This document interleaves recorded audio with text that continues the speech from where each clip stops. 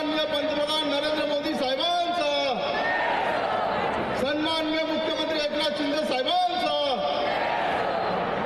मंचकावर उपस्थित आपले सर्वांचे नेते प्रकाशभाई मेहता, आपले सर्वांचे लाडके खासदार मनोजभाई कोटक, आपले सर्वांचे लाडके दुसरे खासदार किरीटभाई सोमय्या, आपल्या सर्वांचे लाडके उमेदवार परागभाई शहा, मिहिरभाई कोटेचा, आपल्या करंजताई, सुरेश पाटील साहेब आणि अशोक पाटील साहेब यांच्या प्रचारासाठी आजची ही सभा आयोजित करण्यात आलेली आहे आणि याचा सर्वात पहिल्यांदा बोलण्याचा बहुमान मला दिला त्याबद्दल सर्व आयोजकांचे धन्यवाद।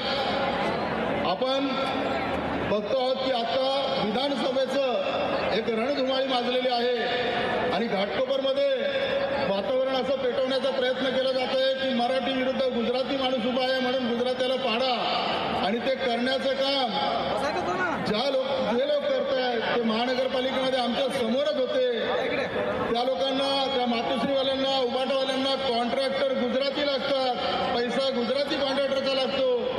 एखादा मराठी इंजिनियर पोरगा जर महानगरपालिकेचं कॉन्ट्रॅक्ट भरतो, टेंडर भरतो, तेव्हा मातोश्रीवरून आदेश येतो स्टँडिंग कमिटीला की त्या मराठी माणसाचं टेंडर थांबवा कारण तो टक्केवारी देणार नाही।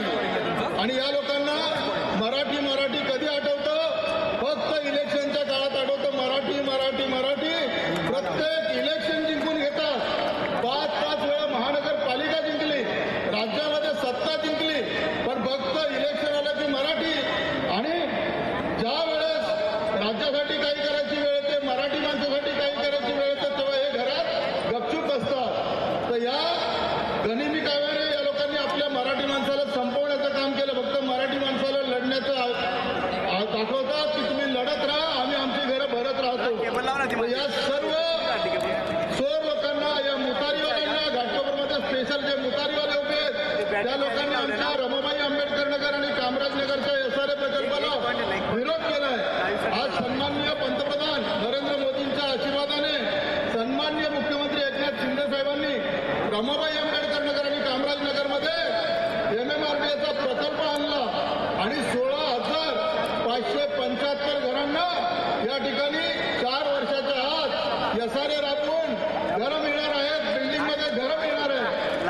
प्रत्येक झोपडीधारकाला असं वाटत असतं की आम्हाला बिल्डिंगमध्ये घर मिळावं, कारण वंदनीय हिंदू हृदय सम्राट बाळासाहेब ठाकरे यांच्या स्वप्नातली योजना ही पूर्ण करायला पाहिजे होती त्यांच्या मुलाने। त्यांचं जेव्हा राज्य होतं पण त्यांनी त्याकडे लक्ष दिलं नाही। त्या उबाटा गटातील लोकांना, त्याचप्रमाणे राष्ट्रवादी आणि काँग्रेसच्या जातीयवादी लोकांना रमाबाई आंबेडकर नगर कधी सुधारलेलं आवडणार नाही, रमाबाई आंबेडकर नगरमध्ये बिल्डिंग झालेलं आवडणार नाही। या काँग्रेसच्या, राष्ट्रवादीच्या, जातीवादी लोकांची इच्छा एकच आहे की रमाबाई आंबेडकर नगरमधील लोक, कामराज नगरमधील लोक, भांडूपमधील झोपडपट्टीत राहणारी लोक कायम झोपडपट्टीत राहायला पाहिजे।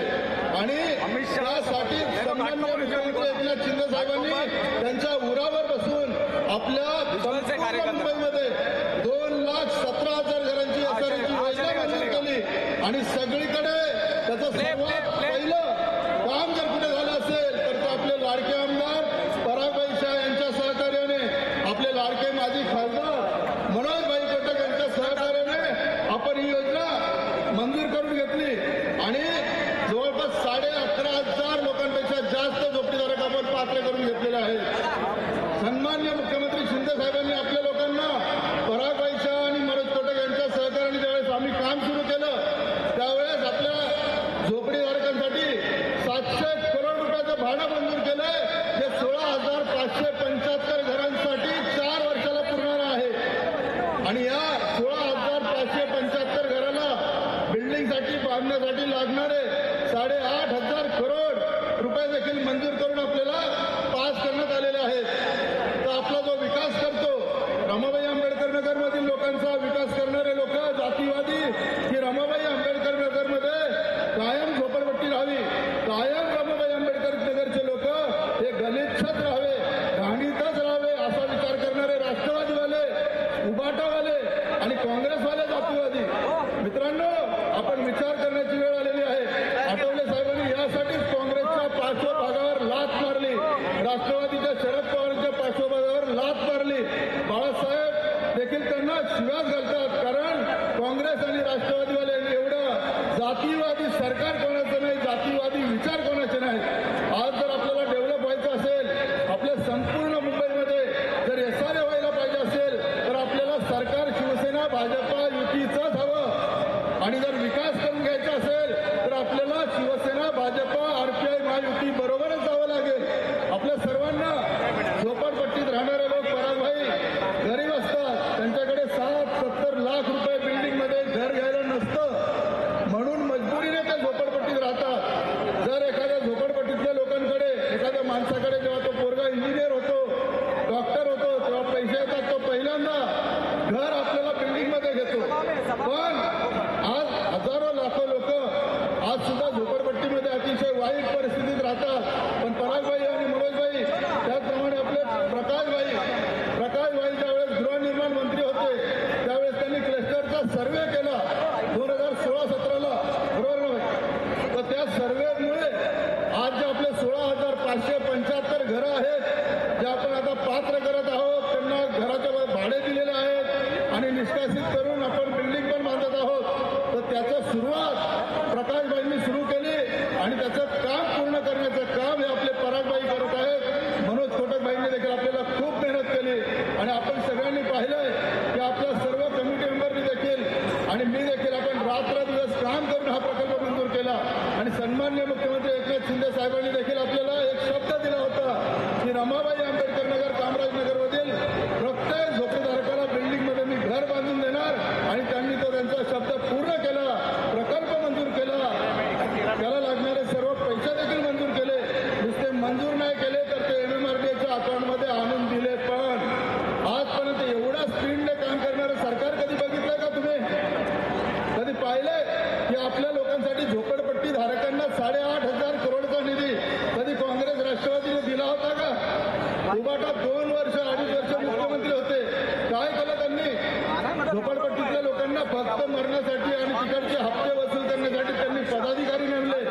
ज्यावेळेस झोपडपट्टीतले लोक आपलं घर डबल माळ्याचं करतात त्यावेळेस महानगरपालिकेवाले यायचे, त्यांचे शिवसेना उबाटाचे पदाधिकारी यायचे, कंप्लेंटर यायचे आणि जर त्यांना पैसे दिले तर ते घरं लिगल आणि पैसे नाही दिले तर डबल माळे तोडून टाकायचे.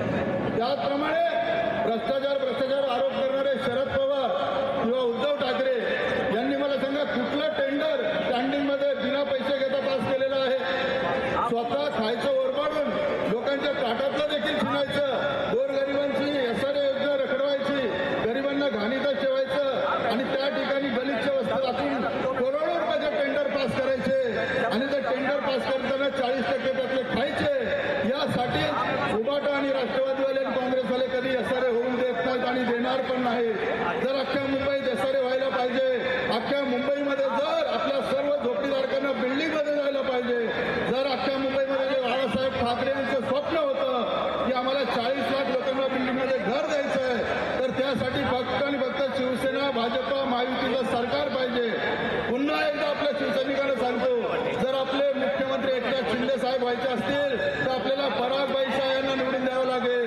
जर आपले मुख्यमंत्री पुन्हा एकदा एकनाथ शिंदे साहेब व्हायचे असतील तर आपल्याला मिहीरबाई कोटेचा यांना निवडून द्यावं लागेल. जर पुन्हा एकदा आपलं महायुतीचं सरकार यायचं असेल तर आपल्याला सर्वांना सुरेश पाटील, करंजेताई, अशोकदादा पाटील या सर्वांना निवडून द्यावं लागेल आणि त्याच्यासाठी आपल्याला जीवाचं रान करावं लागेल.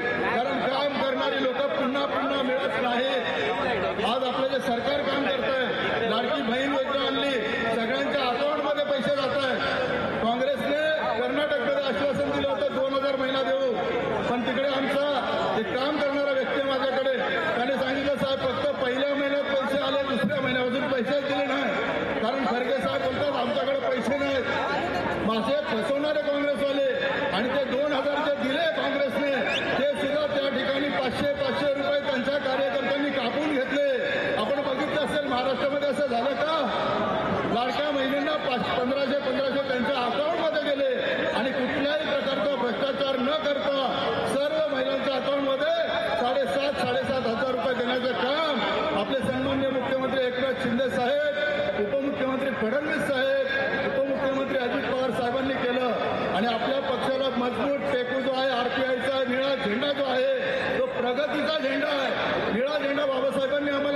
का दिला? निळा रंग हा प्रगतीचा आहे, प्रगती करण्यासाठी दिला. निळा रंग आपण घेऊन आपण गलिच्छ वस्तीतच राहणार का?